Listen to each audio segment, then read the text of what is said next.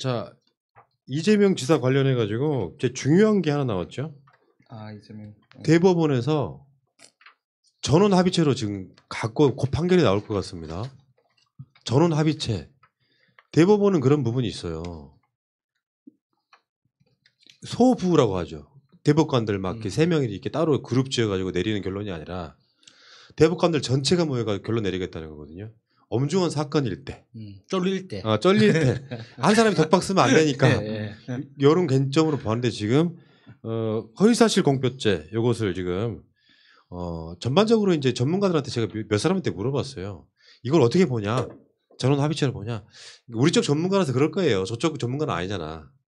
우리 쪽 전문가들 한 서너 명한테 오늘 오후에 다 물어보니까 한 사람은 무죄는 아니어도 100만 원 이하 나올 거라고 말했습니다. 그 사람은 바로 정변이었고요. 나머지 세 사람은 되게 무죄 가능성이 있다고 저는 보더라고요. 그러니까 전반적인 리서치는 이재명 대구지사의 무죄 가능성이 없다 이렇게 얘기하더라고요. 저는 이 사안은 그러니까 한국어를 제대로 구사하는 한국 변호사한테 물어볼 게 아니라 대한민국 정치에 대해서 아무런 관심도 지식도 없는 저 중앙아메리카에 이제 막 로스쿨을 졸업한 신입 변호사한테 물어봐야 된다고 생각해요. 그러니까 질문은 단순하죠. 침묵이 허위 공표 사실이 허위를 공표하는 행위가 될 수 있는가? 침묵했다고 해서 그거를 어떤 그 묵인했다는 증거로서 처벌할 수 있는가라는 질문을 물어봐야 된다고 생각해요. 이건 너무나 상식적인 거거든요. 아니 내가 말하지 않았다고 해서 저 사람은 거짓말했네. 처벌 땅땅땅 말이 안 되는 거 아닙니까? 그리고 이게 유죄였다면 원래 지금 한 6개월 7개월 전에 발표 났었어야 됐잖아요. 결과가 유죄였다면 이미 이 유죄가 명확하다면 이미 발표 결론 짓고 피리 불고 깽가리 쳤어요. 근데 이거를 계속 미뤘다는 것은 무죄이기 때문에 지금 계속 발표를 늦추고 있다는 것밖에 안 된다고 생각합니다. 그것까지 내리면은 정말 법을 모르는 법알못이라고밖에 설명 못 드리고 편집해 주세요. 그러면. 그러니까 그런 차원이라고 저는 보기는 않고요. 그러니까 이게 어느 쪽이든 간에 일단 그렇게 보는 게 맞죠. 신중하고 있다라고 보는 게 맞는데, 그러니까 이 사건을 바라볼 때는요, 1심 모두 무죄로 출발해야 된다고 생각해요. 법의 관점이 1심에서는 모두 무죄가 나왔던 사항을 똑같은 판사만 다를 뿐 똑같은 법이 어느 한 건을 1심을 뒤집고 300만 원짜리로 내면서 이 지사직 날리게 만들었던 상황이잖아요. 그러면 1심과 2심 중에 대법원은 최소한 어느 쪽 한편의 손을 들어야 되는 거잖아요. 그렇죠? 논리상은 그렇다고. 그러면 그 대법원에서 어떤 결론을 내릴 때 1심이 중요한 이유는 바라보는 관점이나 판사에 따라서 법이 달라지는 부분에 대해서 심각하게 바라봐야 되는 거거든요. 법이 허점 때문에 그런 거예요. 악의성을 갖고 있는 판사가 법의 허점을 이용해가지고 그중에 300 하나만 때리면 지사직 날릴 수 있구나라고 정의영식 같은 판결을 한 겁니다. 제가 봤을 땐 그런 거예요. 이게 공직선거법 250조 여기서 걸린 건데요. 당선자가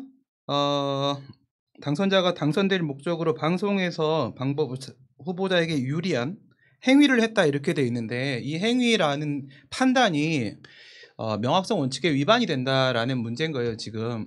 그래서 1심에서 전부 4가지에 대해서 무죄를 선고했고요. 2심에서 나머지 3가지 무죄 인정했고 1가지를 걸고 들어갔고 거기서 300만 원이 떨어진 거거든요.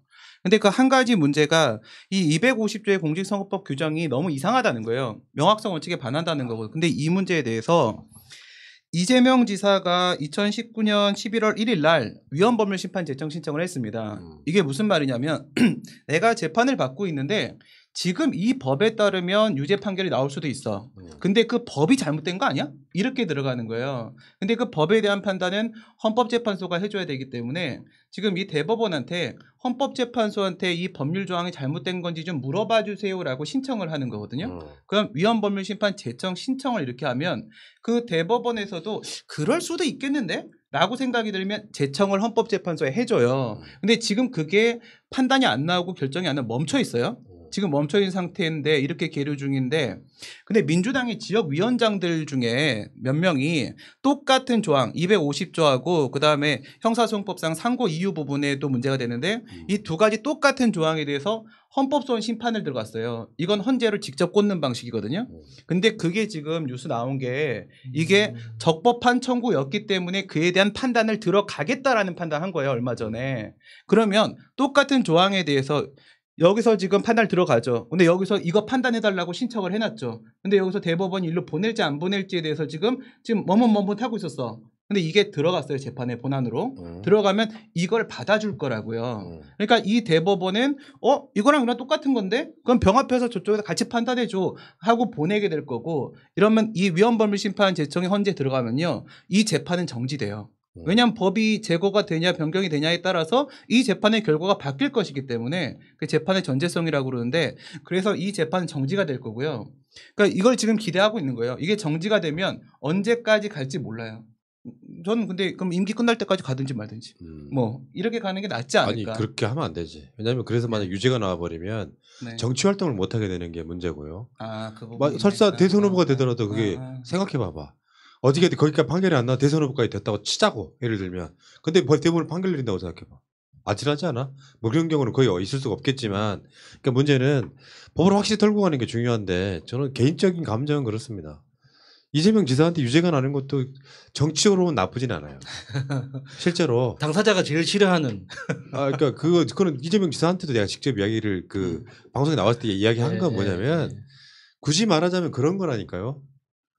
전설이 돼버리는 거야. 그렇죠. 가장 일을 잘하고 있을 때 지사직 날려버리면 전설이 돼버리는 거예요. 예술이 되는 거죠. 장기적으로 봤을 때는 대선에 가까워지는 방법 중에 하나라고 보는데 문제는 잘못된 법이 있어서 그 법을 통해 가지고 말도 안 되는 막 한참 그렇죠. 일해야 될 지사를 날린다는 것 자체에 대한 부당함이고요. 저는 내가 봤을 때 그러니까 우리는 우리적 뇌피셜로 해석할 수밖에 없잖아요. 근데 아무리 봐도 이건 대법원이 이재명 지사에 대한 부분은 이제 여러 가지가 걸려 있잖아. 사건 자체는 되게 경미한데 그렇죠. 어떤 법에 대한 해석, 위헌 문제 같은 것들이 걸려 있고 막 하다 보니까 이 부분을 판사, 대법관 한 3명 정도가 이 덕박 쓰기는 좀 부담스러운 사건이라고 생각이 들어서 저는 합의체가 되면 이런 거 있잖아요. 막 국정농단 관련한 판단 이런 것들이 다 중요 사건은 그걸로 올려. 저는 합의체로 가는 거거든요. 그런 관점에서 봤을 때는 이런 것들이 자체가 이 법을 바꿔내는 문제뿐만 아니라 이재명 지사가 지사직을 날리는 부분들 공교롭게도 김경수 지사랑도 연관이 있고 시기가 비슷하게 막 갈 수 있다면요. 한번 더 생각을 해봐봐. 그러니까 이재명 지사도 지사직도 문제가 되는 건 분명하지만 만에 하나 저는 절대 그럴 리가 없다고 생각하지만 이재명 지사가 유죄가 나오잖아요. 그러면 이거는 앞으로 정치판은 아베규환 되는 거예요. 어떤 사람도 방송 토론에 나와가지고 그냥 죄송합니다. 열심히 하겠습니다. 이 말 말고는 아무것도 못해요. 그러니까 걸면 걸리는 모두 그렇죠. 날릴 수가 있단 말이에요. 다 비교안이 되는 거예요. 그러니까 이게 유죄가 불가능하다고 난 봐요. 근데 이거는 제가 이런 식의 판례를 저도 숱하게 봤는데 이렇게 소극적 부작위 상태를 아무것도 말을 안 한 거거든요. 그 부분에 대해서. 근데 소극적 부작위를 독심술을 써가지고 적극적 자기 행위로 해석하는 일은 저는 정말 듣도 보도 못했어요. 그러니까 이렇게 지금 이 2심 항소심 재판부가 뭔 생각을 하고 나니 도저히 이해가 안 되는데 물론 이 공직선거법 250조의 문제는 우리가 국회에서 개정을 하면 돼요. 좀 더 명확하게. 근데 문제는 이대로 뒀다가는 이재명 지사만 마지막 희생양으로 남고 끝날 거란 말이죠. 그래서 위헌범죄 심판 그 문제 때문에 전원합의체로 넘긴 것 같던데 책임 있는 판단을 내리면 전 300 밑으로는 깔아줄 거다. 네. 뭐 이렇게 300 밑이 아니라 100 밑으로 나와야죠. 100 밑으로 가야 되나? 뭐 80 정도 나오거나 뭐 이렇게 나와야죠. 그리고 이제 선거 비용에 대해서 걱정하시는 분들이 많습니다. 38억 정도 나온다고 하더라도 까짓 거 뭐 못 모으겠습니까? 걱정하지 마요. 내가 해줄게. 나는 이건 쉽지 않아요. 이건 모금으로도 사실 불가능하다고 보고 요거는 일단 법적으로 안 되나요? 무죄에 가까운 최소한 100만 원 미만 100만 원 이상도 안 돼. 미만이 돼서 지사직을 날리지 않고 선거 보존 비용을 보존 어쩌고저쩌고 하는 것이 그런 상태가 아니고 민주당 결론은 이제부터는요. 이런 식으로 막 누가 날아가는 사람이 있으면 안 돼. 김경수고 이재명이고 누구 간에 그 마지막 오거돈으로 끝났으면 좋겠어. 나 부끄러워 죽겠어 진짜. 오거도는 필요 없어. 네. 부산의 어르신들이 오고도이 했던 그 이유가 있네요.